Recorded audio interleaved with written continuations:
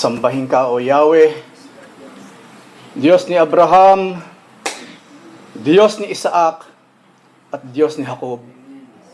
Ikaw ay aming dinadakila, pinaparangalan, sinasamba, niluluwalhati, dahil walang ibang Diyos kung hindi ikaw lamang. Ang nag-iisang Diyos na lumikha, ang nag-iisang Diyos na nagliligtas.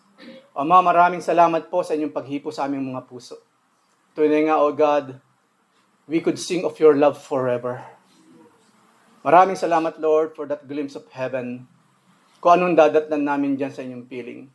Kung saan walang hanggan kaming sasamba, magpupuri, sasayaw, aawit sa inyong harapan, kasama ang laksa-laksa ninyong mga anghel. Kaya amang makapangyarihan, hayaan po ninyong kumilos ng patuloy ang inyong banal na espiritu sa aming kalagitnaan. Maraming salamat po sa additional na knowledge, sa additional, Panginoon, na understanding na ibinigay mo sa amin today para higit namin, Panginoon, malaman ang laman na inyong mga salita. Kaya maraming salamat po ulit, O Yahweh, amang makapangyarihan, sa ngalan ng inyong bugtong na anak na si Jesus. Amen and Amen. Isa yan sa mga napakagandang mga salita na nanggaling sa ating Diyos. Siguro kung yan ang sasabihin ng nanliligaw sa nililigawan niya, sigurado malulusaw ang puso.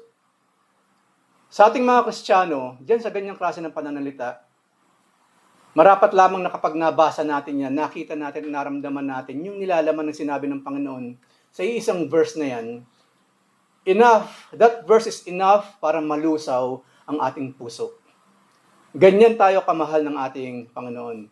Ibibigay niya ang lahat dahil tayo ay precious sa kanyang mga mata. Kaya maraming salamat sa ating Diyos na buhay. Ngayon, meron munang tanong. Science. So ang tanong, sa tingin natin, magkano ba ang bawat isa? Kung ibebenta natin, or let's say, idodonate or what, kung aataduhin natin ang katawan na ito, magkano lumalabas ang bawat parte ng katawan ng isang tao? Lungs. Ang lungs po, $58,200 each. Ang heart, $57,000. Kidneys, $91,400. Pair of eyeballs, $1,525. Kasi ang daling lumabo niyan eh. Skull, pero dapat may ngipin, hindi dapat bungal. Skull with teeth, $1,200. Kung bungal yan, baka mas mura na, baka $200 na lang. Ang scalp, ang anit ng tao, magkano? $607. Ang ating mga balikat, $500. Ang coronary artery, $1,525. Ang kamay, ang braso, $385 kasi mga madadaling mga maluma, yung mga yan. Ang ating spleen, $508. Ang stomach, $508. Ang small intestine, $2,519 kasi laging marumi yan. Ang pint of blood, $337. Ang gallbladder, $1,219. At ang ating balat, ang pinakamalaking, the biggest, ano ba tawag dito? Part ng ating katawan, $10 per square inch. Ito po kasi, ano rin yan, parte ng katawan yan, laman din po yan. So, pinakamalaki po yan sa lahat. $10 per square inch, on average, we have about 264 square inches of flesh. So, cash that in at $2,640. Mura na po yan kasi lagi namang marumi ang kutis, ang hirap-hirap niya i-maintain.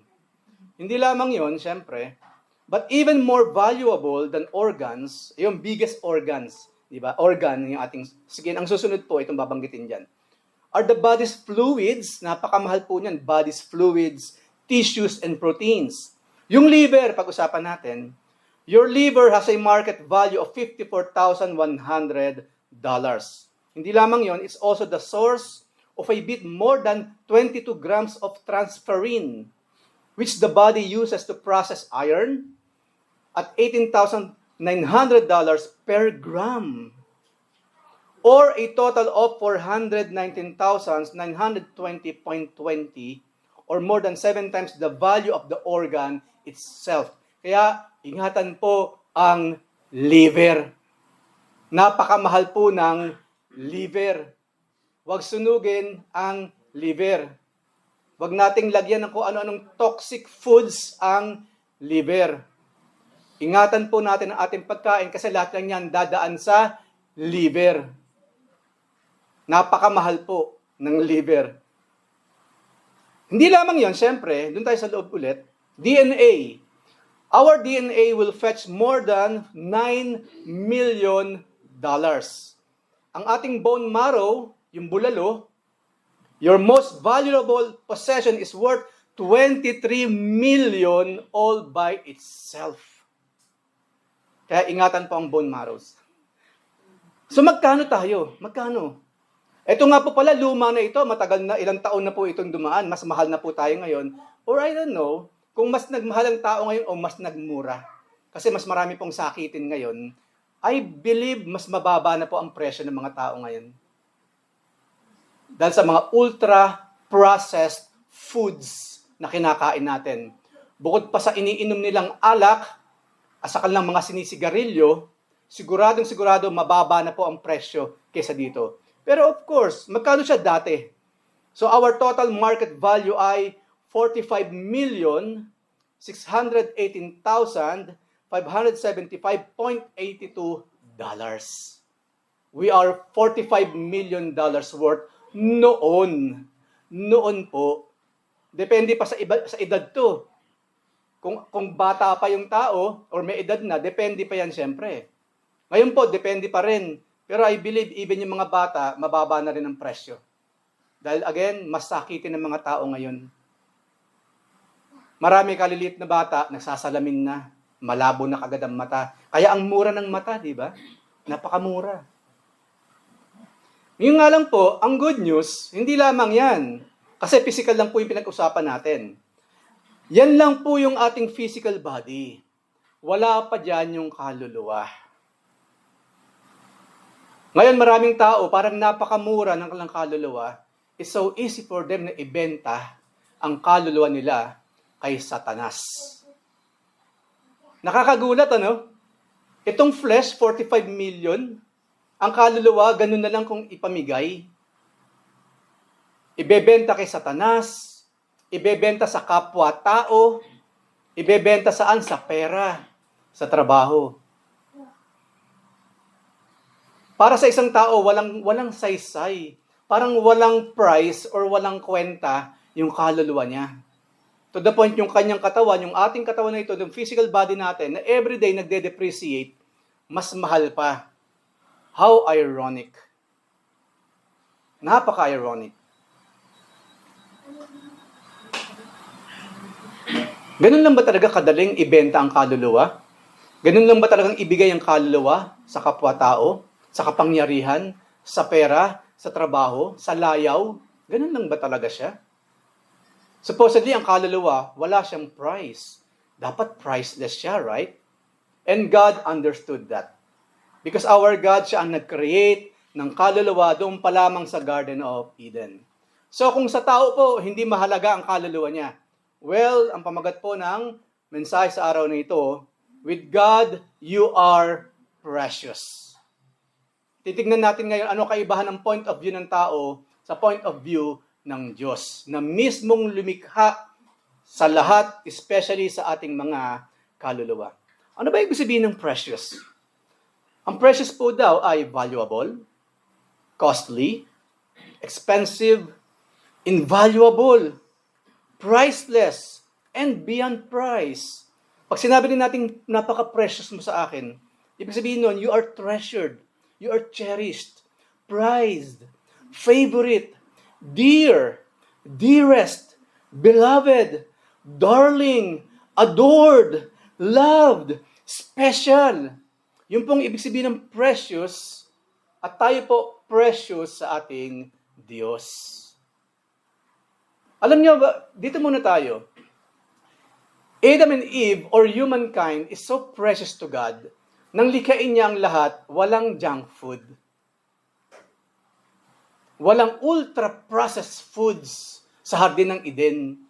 Lahat po fresh. Fresh fruits.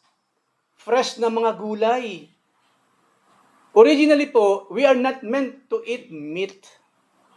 Hindi rin tayo meant kumain ng white meat man yan or red meat. Mapaisda, hindi rin po yan design ng Lord originally para kainin ng tao. You know why? Because hindi natin kinakailangan pumatay ng may buhay para mabuhay. Yun po yung Garden of Eden. Ang kinakain natin, yan. Yung mga green. Napansin niyo yung gano'ng kaganda yung kulay ng mga prutas saka mga gulay? Ang gaganda ng kulay nila, right? Alam niyo kung bakit? Niloob ng Diyos yun para they're very, very good to the eye. Very pleasing na tanggapin sa ating mga katawan. Because they are not just beautiful, they are delicious and very, very nutritious. At wala silang sakit na idudulot kasi pag kinain ni Adan at ni Eva.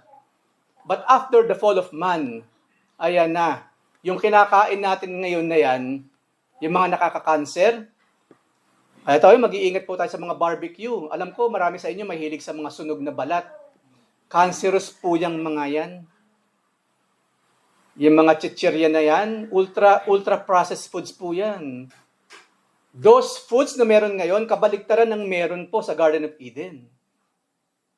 Sa Garden of Eden, magpakasawa tayo sa prutas, saka sa gulay, walang magkakakanser. Hindi lang yun. Lean ang katawan ng tao, supposedly. Pero ngayon, hindi na po. It's a wishful thinking na lang kung darating ang time, magiging lean talaga forever ang mga katawan natin. Nung araw, napaka-natural ng kutis ni Eva sa ni Adan. Gusto ko mag-blush ng konti. Kakain sila ng something, ng prutas, or what, magbablush ang skin. Wala silang pinapahid na kung ano-ano. Wala. Napaka-perfect. Yun yung original na pagkakalikha sa atin ng Panginoon because we are so precious to our God. Lagi tayong bumabalik sa physical bodies, ano? Kasi this body is the temple of the Holy Spirit. Kaya dapat to ingatan natin. At hindi lamang yun. Ang nauna doon, we are bought at a price. Buhay po ni Jesus Christ ang naging kapalit ng mga katawan na ito. The reason na tayo, kahit papaano malakas pa, sa grasya ng Diyos, because sa ginawa ng ating Panginoon, sa krus ng Kalbaryo. Because of His stripes, we were healed. Pinagaling tayo ng Panginoon sa lahat ng klase ng mga pagkakasakit, especially spiritual, nandahil sa ginawa niya po sa krus ng Kalbaryo, sa Calvary's cross. So, yun po ang ibig sabihin ng precious. At ganyan tayong tinitignan ng Panginoon mula noon hanggang ngayon. I do hope and pray we are also precious in our own eyes. Kasi makikita mo naman sa tao kung mahal niya sarili niya, di ba? Sino pa ba naman ang pwede magmahal sa atin? Pag na-zero tayo sa pagmamahal ng kapwa natin tao, huwag namang dumating na time na even ourselves, we hate ourselves. Siyempre, ang Diyos, at tanggalin na natin kasi given na yan ang Diyos, kung sino man tayo, mahal tayo ng Diyos. Period. Maging sino man tayo. Ano man ating nakaraan, ano man ating ngayon at bukas, God loves us so much because we're precious. But what about us? Do we really love ourselves? Precious ba talagang sarili natin sa ating mga sarili? Kapit-kapit lang yan yung Word of God. Sabi nun, walang sino mang nabubuhay para sa sarili lamang. Walang namamatay para sa sarili lamang. Why? Kasi maraming taong umaasa sa atin at we must inspire other person. We must be a good example para sa bawat isa. Kaya nga pa mag-iingat tayo ng Panginoon, di ba? Kasi kung paano natin iniingatan ang iisa nating katawan, sinasalamin yan. Kung paano nating minamahal din naman ng Panginoong nagmamahal sa atin. Since I am precious to the Lord, gagawin ko ang lahat para maging maingat sa aking pangangatawan na kanyang ginagamit para sa pagpapalaganap ng kanyang mga salita. Yung spiritual part kasi, trabaho na ng Diyos yun eh. Trabaho na yun ng Holy Spirit.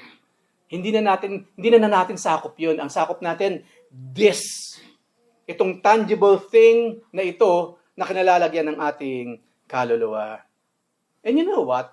Because we are so precious with the Lord, ang halaga ng buhay natin ay buhay din. Pwede namang ialay ng ama yung Jupiter, di ba? Pwede naman eh. Mahal na mahal kita dahil nagkasala ka, ganito na lang. Para maging malinis, maging busilak muli ang iyong kaluluwa. Mas maputi kaysa niebe or snow. iaalay ko ang Jupiter for you. Hindi, huwag na nga Jupiter, iisa lang yun eh. Iaalay ko lahat ng mga stars in heaven upang makamit mo ang kaligtasan, anak. But God did not settle for that. Even those things, we are more precious than the stars in heaven. We are more precious than the sun and the moon and the stars in the whole universe itself. We are precious than those things. Kaya ang ginawa ng Panginoon, Romans 5, 7, and 8, ang sabi diyan, ito napaka simple pero napaka-totoo. Very rarely will anyone die for a righteous person. Though, for a good person, someone might possibly dare to die. Pero sabi niya, but God demonstrates His own love for us in this. While we were still sinners, Christ died for us. Ang sinasabi ni Pablo, napaka-seldom mangyari ng isang tao mamatay sa isang righteous na tao. Na kahit napakabait pa niya, halos walang papayag na ako mamamatay para sa kanya. Wala. Now imagine, kung maraming tao ayaw mamatay para sa isang righteous person, sa isang mabait na tao, lalong-lalo na sa mga makasalanan. It makes sense. Wala pong namatay para sa makasalanan. Walang tao sa balat ng lupa mula noon hanggang sa huling kaluluwang ipanganganak sa mundong ito na namatay para sa kapwa-tao, especially sa mga makasalanan. Isa lang po, the Lord Jesus Christ. At sino yung mga makasalanan na yun? Us. Tayo po. Kung sino yung filthiest, pinakamarumi, yung mga nagbibigay ng sama ng loob sa Diyos, sakit ng ulo sa Diyos, dun pa nga namatay si Kristo para sa mga taong yon kung saan kabilang po tayong lahat. That's how precious we are in the sight of God. Regardless ng naging kalagayan o kalagay mo noon, ngayon sa buhay, precious po ikaw. Precious ka, precious tayo sa mata ng ating Panginoon. Dito pa lamang sa verse na ito, we will see kung bakit kakaiba ang Diyos. Kung bakit Diyos ang Diyos. Kung bakit Diyos si Jesus Christ. He died for those Pharisee na habang siya'y nakapako sa krus, nilalait siya, inaalimura siya. Totally walang pag-ibig, pagtingin sa Kanya. Ang sabi ng Panginoon sa mga taong yon, Ama, patawarin mo sila, hindi nila alam ang kanilang ginagawa. Jesus Christ died for those Pharisees also. Jesus also died for that other thief on the cross. Hindi lang po yung isang naligtas. Jesus Christ also died maging dun sa isang ayaw sa Kanya. Nag-aalimura sa Kanya by that time. He also died for that one. That is God. That is true love. Yun yung tinatawag na agape love. Unconditional love. And you know what? Yun din naman sana ang gusto ng Panginoon from us. Unconditional love. We really cannot give unconditional love back to God. Tayo po pag nangmahal sa Diyos, laging merong kondisyon. Nang mahalin tayo ng Panginoon, walang kondisyon. Tanggap kita now. Now na, tanggap kita.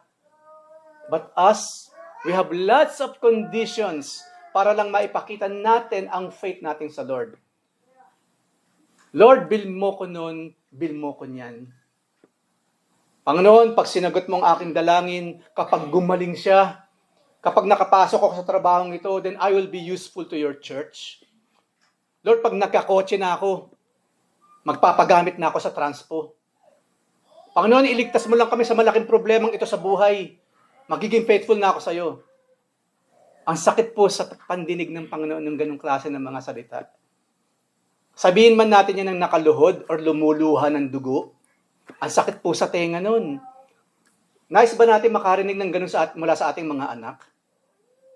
Huwag kayong mag-alala, mama, papa. Pag may trabaho na ako, magiging makakatulong na ako. Hindi ba pwede naman tayo makatulong kahit wala pa tayong trabaho? Hindi lang yun na magkatrabaho. Nag-asawa na. O asan ngayon yung plano niya ngayon? Asan ngayon yung tulong na sinasabi niya?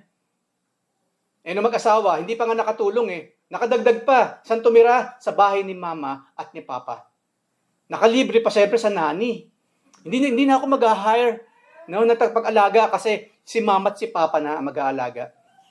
Ginagawa natin sa kapwa natin tao, pero wag natin gagawin sa Diyos yun. Kasi kung talagang mahal natin ang Panginoon, hindi magiging masakit sa kanyang tenga ang ating mga sasabihin. Wag na wag tayong gagawa ng ganong klase ng mga bagay sa harap ng Panginoon. O sige, sa kapwa-tao pwede pa eh. Sige, gawin mo lang to, akong bahala sa birthday mo. Meron kang gift sa akin. Gusto ba natin yung mga tao mabait sa atin ngayon kasi later on, ina-expect niya makakatulong tayo sa kanila? Gusto ba natin yung mga ganon? Ayaw natin, di ba? Huwag natin gagawin sa Diyos yun. Kasi hindi tama. Hindi righteous. Hindi yun ang inaasahan ng Panginoon, ina-expect niyang ibabalik natin sa Kanya. Matapos na ibigay niya ang lahat-lahat sa bawat isa because we are so much precious sa Kanyang mga mata. Napaka-precious natin sa Lord. God has formed many diamonds, but He made only one. Isa ka lang. We are unique, each and every one.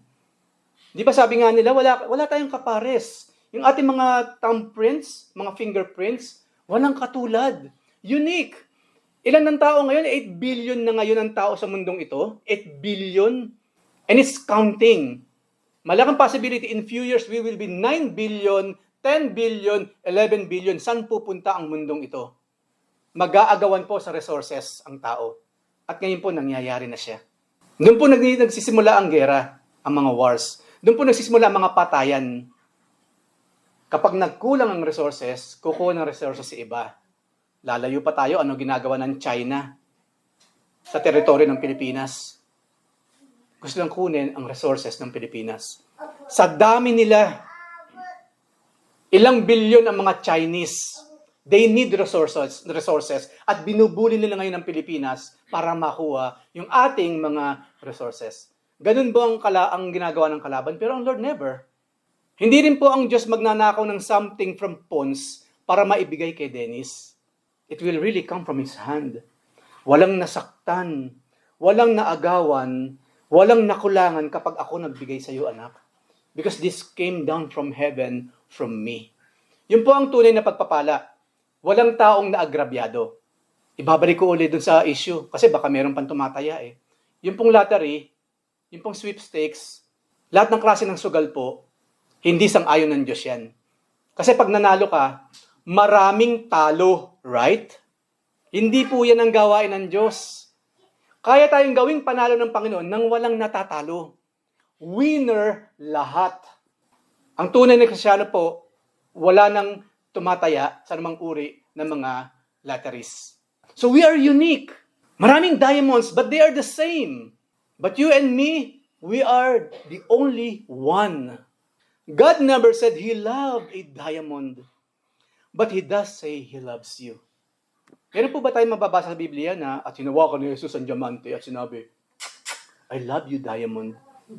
Wala pong sinabihang I love you si Jesus, kundi ang tao lang. Walang ginto, walang diamante, walang kotse, walang bahay pong sinabihan ng Panginoon, I love this thing. This thing is so precious to me. Wala po ni isa. Sino ang mahal niya? Ikaw at ako. Remember that. Kaya wag po tayong materialistic. Kasi hindi tayo tinuruan ni Jesus Christ to be materialistic. Yung pagiging materialistic from the enemy. Hindi nga tayo taga rito, di ba? Hindi tayo taga rito. We are just what? Sojourners. Tayo po, naglalakbay lamang panandalian ilang taon sa mundong ito. And after our travel journey here, we will go there home. Home at last with our God na naghihintay. Sabik na sabik ang Panginoong makita tayo makasama sa kanyang piling dun sa langit to the point. Meron nang naghihintay na malalaking mga mansions or kwarto sa atin doon sa langit. Why? Because Jesus Christ loves us so much. We are so precious to God.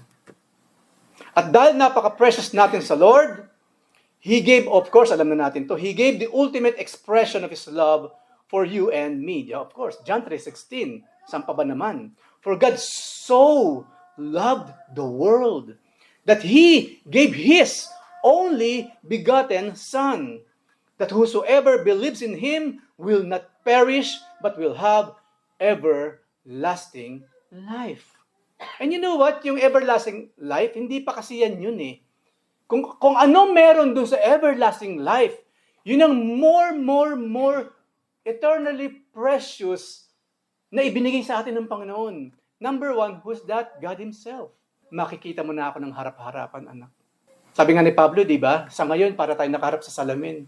Yung salamin na parang nahamugan. Kaya hindi natin makita ng clearly, very clear, yung nasa kabila. Pero sabi niya, darating ng time, we will see the Lord kung ano talaga yung kanyang itsura. Hindi lamang yun.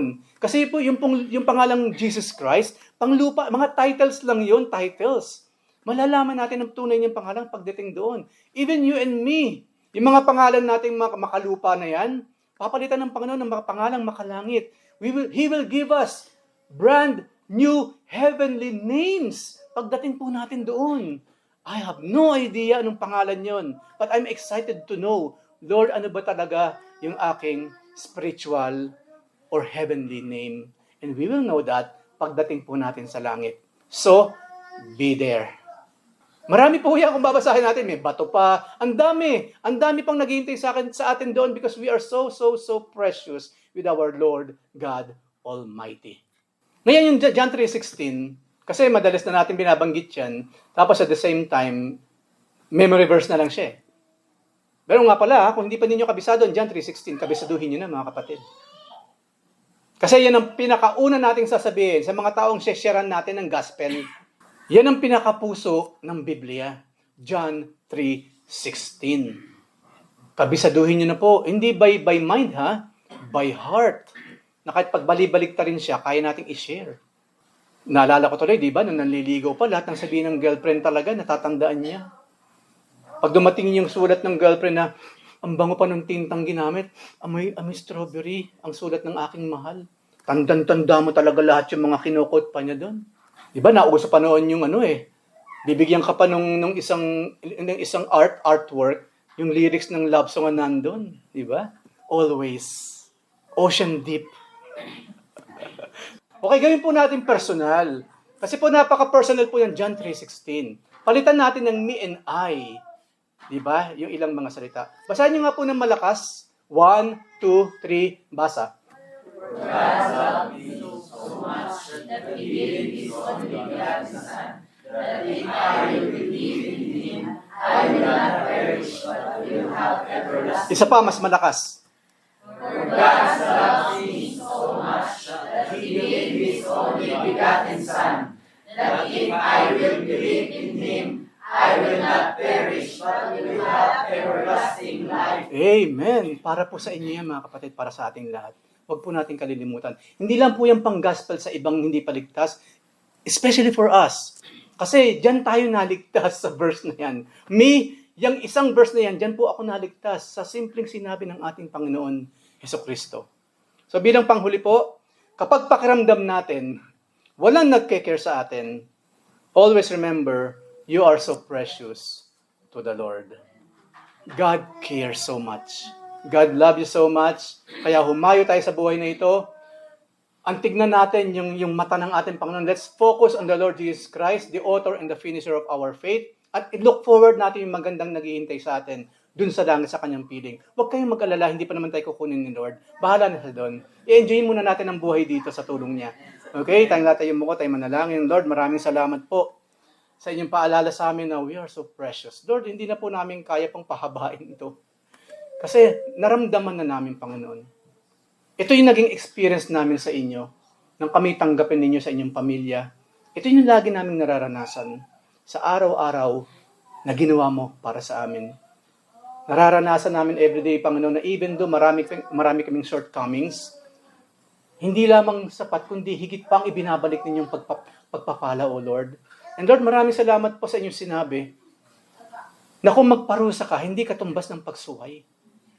Doon na lamang, Panginoon, nagpapasalamat kami, O Diyos. Dahil kung tutumbasan ninyo ang kasalanan ginagawa namin, hindi na kami nakatayo ngayon sa harapan na ito. We will not be present anymore in this church. Malaki ang possibility, Panginoon, we are already gone.